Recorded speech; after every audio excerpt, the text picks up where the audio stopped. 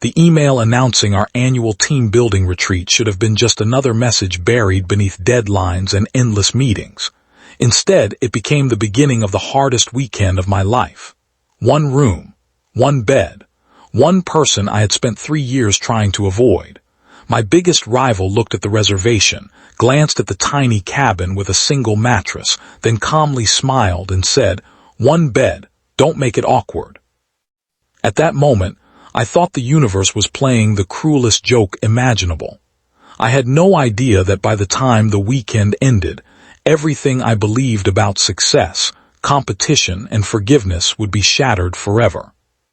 Before we continue, if you believe kindness can change lives, that people deserve second chances, and that even the deepest misunderstandings can heal, please take a moment to like this video. Leave a comment telling us where you're watching from. Share this story with someone who needs hope today, and subscribe to Kindness Corner for more emotional stories that stay with you long after they end. Most people at our company thought my rivalry with Emily was simple. They assumed we were just two ambitious employees fighting over promotions, recognition, and opportunities. That explanation was easy, dramatic, and entertaining. The truth was far more complicated. Rivalries rarely begin because of hate. Sometimes they begin because two people are so similar that every success for one feels like another reminder of what the other hasn't achieved. Emily joined the company 6 months after I did. She was brilliant, confident, and frighteningly efficient. Projects that took the rest of us weeks somehow landed on her desk on Monday and were finished before Friday afternoon. Clients adored her. Managers praised her. During meetings, she always had answers before anyone else had even finished asking the questions. I tried to ignore it. Then I tried to outperform her. Eventually, I started measuring every single day by whether I had done better or worse than Emily. It was exhausting. Every presentation became a competition.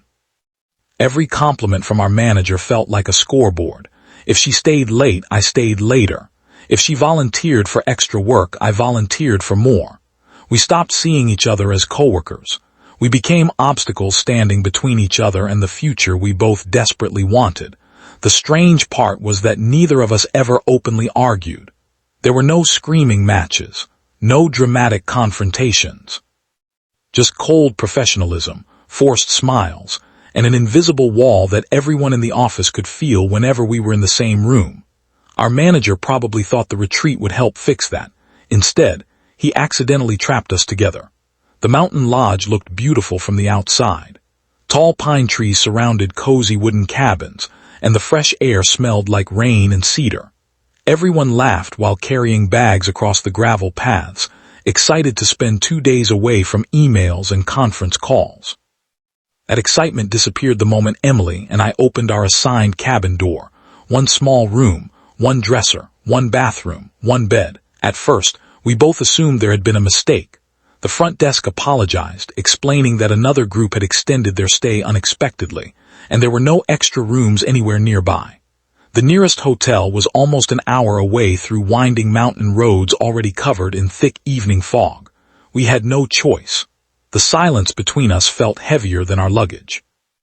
Every uncomfortable memory from the past 3 years seemed to fill the tiny room. The walls suddenly felt too close. Even breathing seemed loud. Emily broke the silence with a calmness that somehow irritated me even more. She looked at the bed, looked back at me, and simply said, "One bed, don't make it awkward." I laughed, but not because anything was funny. I laughed because I couldn't imagine surviving the next 48 hours. That first evening was painfully uncomfortable. We barely spoke during dinner, choosing seats at opposite ends of the table. During the team activities, we completed every challenge together because fate seemed determined to keep pairing us. Whenever someone joked about our perfect teamwork,